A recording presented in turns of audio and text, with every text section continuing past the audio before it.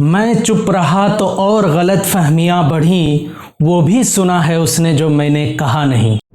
दोस्तों, चंद अहबाब की महफिल सजी हो, शेर व शायरी की बातें चल रही हों, बशीर बद्र और वसीम बरेलवी के खूबसूरत अशार के मज़े लिए जा रहे हैं और इसी दरमियान कोई इंटरप्ट करे और ये कहे कि यार उर्दू को रिमूव कर दो फलां जगह से, तो उनका रिएक्शन कैसा होगा। इसी से मिलता जुलता एक सिमिलर वाकया अभी सुप्रीम कोर्ट में पेश आया। कहानी यूं है कि महाराष्ट्र के अकोला डिस्ट्रिक्ट के पातुर म्युनिसिपल काउंसिल के बाहर जो साइन बोर्ड है, उस साइन बोर्ड में मराठी के साथ साथ उस म्युनिसिपल काउंसिल का नाम उर्दू जबान में भी लिखा हुआ है। तो अकोला डिस्ट्रिक्ट मराठा लैंग्वेज के जो प्रेसिडेंट हैं, उन्होंने इसको चैलेंज किया बॉम्बे हाई कोर्ट में और ये कहा कि वहां से उर्दू जबान को हटा दिया जाए। तो बॉम्बे हाई कोर्ट ने कहा कि इस तरह का कोई कानून नहीं है कि लोकल लैंग्वेज के साथ साथ किसी दूसरी जबान, खास तौर से उसके जो बोलने और समझने वाले हैं, उसको हटाने का कोई प्रोविजन नहीं है। फिर इन्होंने इस डिसीजन को, बॉम्बे हाई कोर्ट के डिसीजन को पिटीशन दायर करके सुप्रीम कोर्ट में चैलेंज किया। अब दोस्तों, कहानी शुरू होती है सुप्रीम कोर्ट और उर्दू के रिश्ते की। जैसा कि आप जानते ही हैं, सुप्रीम कोर्ट के जो जजेस होते हैं वो हाईली क्वालिफाइड होते हैं, वो कल्चर, लैंग्वेज, लिटरेचर के माहिर होते हैं। तो इस केस की सुनवाई के दौरान जस्टिस सुधांशु धुलिया और जस्टिस एहसानुद्दीन साहब ने ये कहा कि आपको उर्दू से क्या परेशानी है, ये तो इंडियन कॉन्स्टिट्यूशन के 8th शेड्यूल में शामिल 22 भाषाओं में से एक है जो हिंदुस्तानी जबान है, यहीं पैदा हुई, यहीं पली बढ़ी, तो आपको उर्दू से क्या परेशानी है। तो सुप्रीम कोर्ट ने ये कहते हुए फटकार लगाई। और दोस्तों, यही हमारे मुल्क की खूबसूरती है, यूनिटी इन डाइवर्सिटी। यहाँ पे जो मुख्तलिफ कल्चर हैं, तहजीब है, जबान है, अलग अलग मजाहिब के मानने वाले लोग हैं, यही इस मुल्क को खूबसूरत बनाते हैं। जैसे शायर ने कहा है, चमन में इख्तलाफ रंगो बू से बात बनती है, हम ही हम हैं तो क्या हम हैं, तुम ही तुम हो तो क्या तुम हो। तो किसी गार्डन और बागीचे में अगर एक ही किस्म के फूल लगा दिए जाएं तो उसकी खूबसूरती का कोई मज़ा नहीं आएगा। लेकिन अगर उसी गार्डन में, उसी पार्क में तरह तरह के फूल और फ्लावर्स लगाए जाएं तो वो एक अलग तरह का मज़ा देता है, आँखों को देखने में सुकून सा महसूस होता है।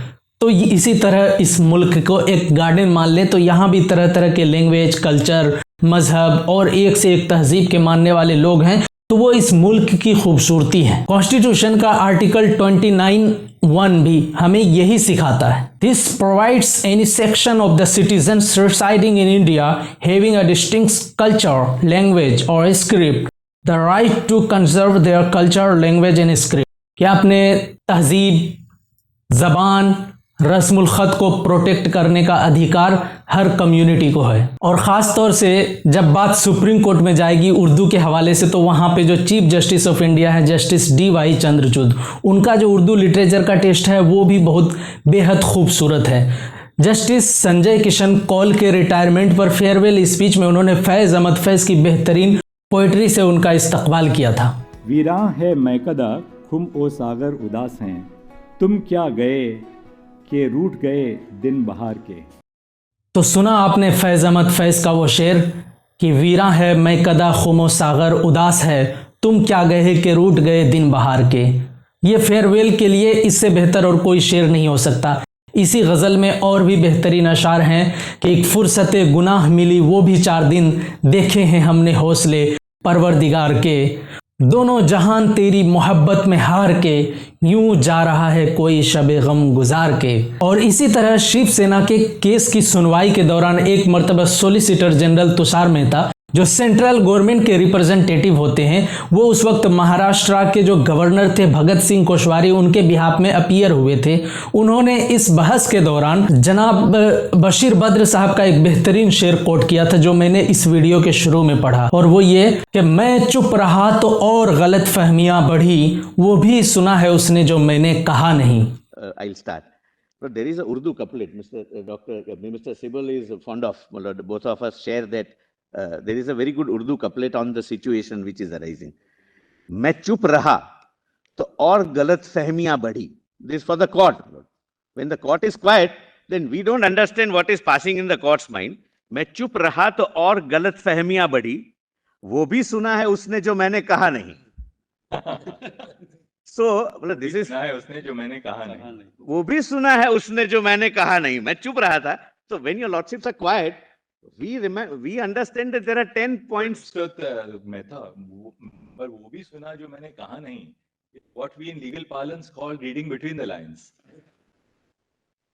मतलब, but those who write shares, मतलब they don't write for legal documentation. They write for some particular person. मतलब. They write for one individual. मतलब, that one individual is relevant for them. Those who write. By the way, who is the author of the couplet? Iqbal, or who is it? No, मतलब, this is Wasim Barelvi. Oh. Very fine. मतलब, one of the top ranking alive poet who is alive. मतलब. Contemporary Urdu. By the way, Mr. Sibal, I don't know if Mr. Tushar Mehta, whether you've read this book called Dilli O Dilli, which is written by one of our lawyers. Yes, of the yes. Supreme Court Bar. It's Yes, a beautiful book on, Beautiful, yes. on a variety of Urdu poets. Yes. Yes, मतलब, Delhi had that tradition. Now it's dying. Unfortunately, the best tradition was in Lucknow. Lucknow also, I asked people that there's a dying tradition. In Allahabad also, Firaq Gorakhpuri and all, my lord, now that tradition is fading away. I'll not say dying, but it's fading away, my lord. It's not. But there are young, my lord, writers. It's that an they issue write. of language, Malaz. Actually, language is taken over. And Urdu is a dying language as of today. That's the reality. And therefore we are losing a lot of that culture. जैसा कि आपने मुलाहजा किया, शेर सुनते ही जनाब chief justice of India DY Chandrachud के कान खड़े हो गए। वो इतने इंटरेस्टेड है, उन्होंने झट से पूछा कि शेर किसका है। तो उन्होंने कहा कि वसीम बरेलवी का है, जो अभी टॉप रैंकिंग अलाइव शायर में से हैं। हालांकि वो हैं टॉप रैंकिंग शायर में से और शेर भी बहुत अच्छा है, लेकिन शेर चूंकि वसीम बरेलवी का नहीं है, ये शेर है बशीर बद्र साहब का। और बहुत सारे अंग्रेजी अखबारात ने जो इसको न्यूज़ बना के चलाया था ना, तो उन्होंने भी क्रॉस चेक नहीं किया था और वसीम बरेलवी के ही नाम से चला दिया। हालांकि ये शेर बशीर बद्र साहब का है और जिस गज़ल से ये शेर लिया गया उस गज़ल का मतलब है, राहों में ढूंढते रहे किसको पता नहीं, जिसको तलाश करते रहे वो मिला नहीं, मैं चुप रहा तो और गलत फहमियाँ बढ़ी, वो भी सुना है उसने जो मैंने कहा नहीं। तो शेर है बशीर बद्र साहब का। एट्रीब्यूट कर दिया उन्होंने कोर्ट रूम में वसीम बरेलवी की तरफ, और वहाँ पर मौजूद थे जनाब कपिल सिब्बल साहब भी, जो सीनियर एडवोकेट हैं। उन्होंने भी उर्दू ज़बान में दिलचस्पी ली और आगे बढ़ के उन्होंने कहा कि ये बहुत अच्छा मामला है, बहुत अच्छा शेर है, लेकिन अफसोस की बात यह है कि ये ज़बान जहाँ पैदा हुई दिल्ली और लखनऊ में, अब वहीं ये बिल्कुल एक्सटिंक्ट होने के कगार पे है। हालांकि उनकी इस बात से मैं इत्तेफाक नहीं रहता। सोशल मीडिया के इमरजेंस के बाद ये ज़बान दोबारा से उरूज को पहुंच रही है और हर तरह से, हर महाज से इसकी तरक्की हो रही है। जैसा कि यही केस का मामला था, सुप्रीम कोर्ट ने उनको फटकार लगाई और कहा कि उर्दू से आपको क्या परेशानी है। तो सुप्रीम कोर्ट के जो जजेस हैं वो ऑलरेडी उर्दू शेरो अदब में, लिटरेचर में गहरी दिलचस्पी रखते हैं और वो इस मुल्क के लैंग्वेज को, कल्चर को, तहजीब को और माइनॉरिटी के लैंग्वेजेस और स्क्रिप्ट को प्रोटेक्ट करने के लिए ही उस ओहदे पर फाइज हैं। तो वो कभी भी कोई ऐसा डिसीजन नहीं देंगे जिससे कोई एक्सटिंक्ट होती हुई लैंग्वेज को नुकसान पहुंचे। इसी नुक्ते पर आज की मेरी गुफ्तगू तमाम को पहुंची। फिर मिलेंगे अगर खुदा लाया।